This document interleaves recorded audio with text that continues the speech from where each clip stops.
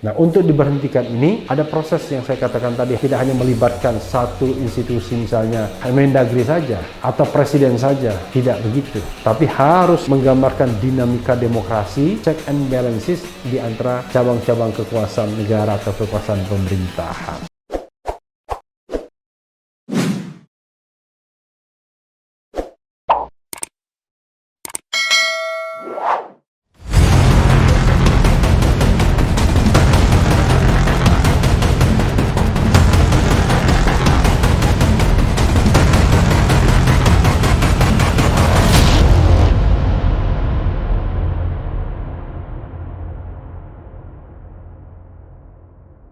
Assalamualaikum warahmatullahi wabarakatuh, Sobat RH sekalian. Jumpa lagi kita di channel yang keren ini, Keren Cadas. Saya kali ini mau bicara mengenai kejadian yang rame 1-2 hari ini, soal instruksi Mendagri yang seolah-olah, tidak seolah-olah, bahkan mengingatkan bahwa kepala daerah kalau melanggar protokol kesehatan itu akan bisa dicopot. Nah, ini pernyataan dari Profesor Yusril Iza Mahendra yang mengatakan jangankan Menteri Dalam Negeri, Presiden pun tidak bisa memberhentikan gubernur atau kepala daerah. Kita baca ya apa yang dikomentari oleh Yusril Iza Mahendra ya. Nanti kita akan bahas sesuai dengan apa pendapat saya juga, sebagaimana dilansir oleh Glora Yusril _2, Presiden saja tidak berwenang berhentikan kepala daerah, apalagi instruksi Mendagri. Glora.co, penerbitan instruksi Mendagri 6/2020 tentang penegakan protokol kesehatan untuk pengendalian penyebaran COVID-19 tak bisa menjadi dasar untuk memberhentikan kepala daerah. Instruksi Mendagri 6/2020 tidak dapat menjadi dasar memberhentikan kepala daerah yang tidak melaksanakan seluruh peraturan perundang-undangan terkait penegakan protokol kesehatan dalam menghadapi pandemi COVID-19, kata pakar hukum tata negara Yusril Iza Mahendra kepada wartawan Kamis 19 November.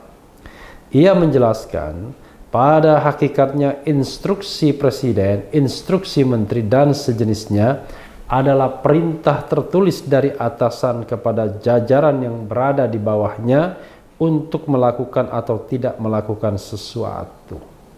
Dalam Undang-Undang 10/2004 yang kemudian diganti menjadi Undang-Undang 12/2011 dan kemudian diubah Undang-Undang Nomor 15 Tahun 2019, jelas Yusril tidak dicantumkan Inpres sebagai salah satu bentuk peraturan perundang-undangan.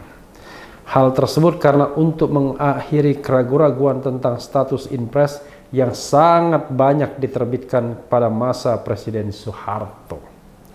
Adanya ancaman kepada kepala daerah dalam instruksi Mendagri 6/2020 bisa saja terjadi. Namun proses pelaksanaan pemberhentian kepala daerah tetap harus berdasarkan pada Undang-Undang 23/2014 tentang pemerintahan daerah, lanjut Ketua Umum Partai Bulan Bintang PBB ini.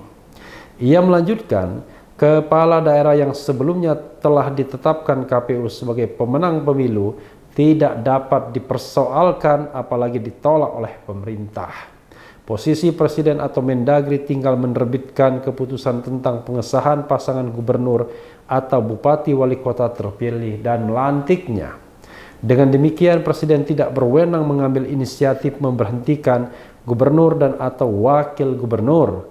Mendagri juga tidak berwenang mengambil prakarsa memberhentikan bupati dan wali kota beserta wakilnya, tandasnya. Ya, Sobat RH sekalian, itu tadi pendapat dari Profesor Yusril Iza Mahendra yang saya sepenuhnya setuju, tapi tentu kurang detail ya. Jadi Sobat RH sekalian, apakah seorang gubernur, bupati, wali kota dapat diberhentikan oleh seorang Mendagri atau seorang presiden. Saya katakan semua pejabat daerah, pejabat negara, entah itu gubernur, bupati, wali kota, dapat diberhentikan. Siapa yang memberhentikan? Secara administratif, kalau itu terkait dengan bupati, wali kota, diberhentikan oleh Menteri Dalam Negeri. Kalau itu gubernur, diberhentikan oleh presiden. Jadi dapat diberhentikan. Nah, persoalannya adalah apa alasan untuk memberhentikan tersebut?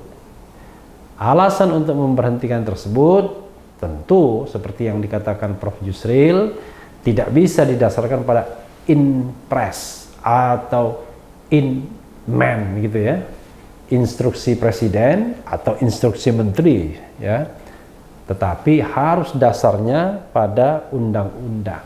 Nah, dalam konteks ini adalah Undang-Undang Nomor 23 Tahun 2014 tentang pemerintahan daerah. Jadi undang-undang ini mengatur proses pemberhentian yang tidak hanya melibatkan satu lembaga saja, tapi bisa sekaligus 3 lembaga atau minimal 2 lembaga.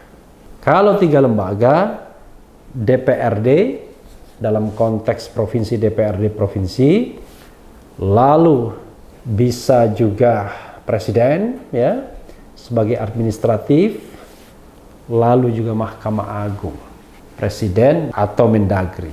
Jadi dalam konteks misalnya tidak mematuhi protokol kesehatan, yang penting adalah protokol kesehatan itu harus jelas aturannya di mana. Katakanlah aturannya di PP, peraturan pemerintah. Maka ketidakpatuhan menjalankan protokol kesehatan bisa dikonstruksikan sebagai sebuah pelanggaran misalnya, atau tidak memenuhi janji sebagai kepala daerah untuk melaksanakan undang-undang secara atau seluruh-seluruhnya. Jadi konstruksinya bisa macam-macam. Tapi jangan lupa Sobat RH sekalian, proses pemberhentiannya tidak bisa dilakukan oleh Mendagri atau presiden sendiri atau cabang kekuasaan eksekutif sendiri. Harus melibatkan cabang kekuasaan yudikatif yaitu Mahkamah Agung. Kalau prosesnya politik, bisa dimulai dari penggunaan hak-hak DPRD. Mulai dari hak bertanya dulu ya, para individu anggota DPRD mengajukan hak untuk bertanya, dan dalam hak bertanya ini ya tidak harus langsung gubernurnya, bisa diwakili karena ini adalah hak-hak yang bersifat individual dalam institusi DPR. Lalu bisa meningkat dalam penggunaan hak kelembagaan, yaitu hak interpelasi. Nah, hak interpelasi adalah hak untuk bertanya juga mengenai sebuah kondisi, sebuah keadaan yang besar pengaruhnya pada kehidupan kebangsaan dan juga kehidupan di daerah. Itu interpelasi. Jadi DPRD menggunakan hak politiknya ya untuk bertanya kepada seorang gubernur yang tentu saja dalam konteks ini harus dilakukan oleh gubernur sendiri. Ya, walaupun dalam konteks waktu itu pertanggungjawaban Gus Dur misalnya, Gus Dur mengutus menterinya. Tapi penggunaan hak yang sudah bersifat kelembagaan harus dengan penghormatan juga. Jadi kalau yang diinterpelasi adalah gubernur, ya maka gubernurnya yang akan datang. Kalau interpelasi menemukan kejelasan dan ada dugaan pelanggaran hukum, bisa digunakan hak angket. Bukan ditingkatkan, karena hak angket dan hak interpelasi itu tidak main dulu-duluan. Mana yang lebih dulu, tapi mana yang mau digunakan. Kalau misalnya dilakukan hak angket, berarti DPRD berpikir ada pelanggaran hukum dan itu harus dilakukan penyelidikan oleh DPRD. Nah, hasil penyelidikan itu, Sobat RH sekalian, bisa disampaikan kepada penegak hukum untuk dilihat proses hukumnya. Tapi bisa juga dengan menggunakan hak lainnya, yaitu hak menyatakan pendapat. Dalam konteks ini, DPRD atau DPR kalau di tingkat pusat akan menyatakan apakah seorang presiden, gubernur, bupati, wali kota sudah melakukan pelanggaran hukum atau tidak, yang itu cukup alasan untuk diberhentikan.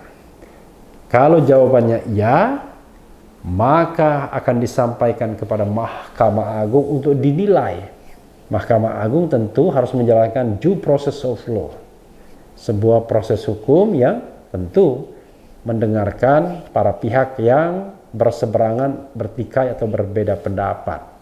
Kalau Mahkamah Agung mengatakan iya benar tuduhan DPR bahwa yang bersangkutan tidak melaksanakan kewajibannya atau melanggar hukum, ya, atau melanggar sumpah dan janji, maka DPRD harus mengusulkan pemberhentiannya kepada presiden.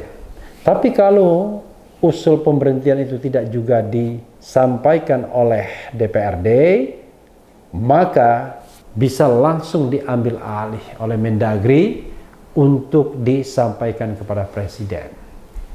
Jadi sobat era sekalian, apa yang disampaikan Yusril itu ya konsep yang memang kita sepakati.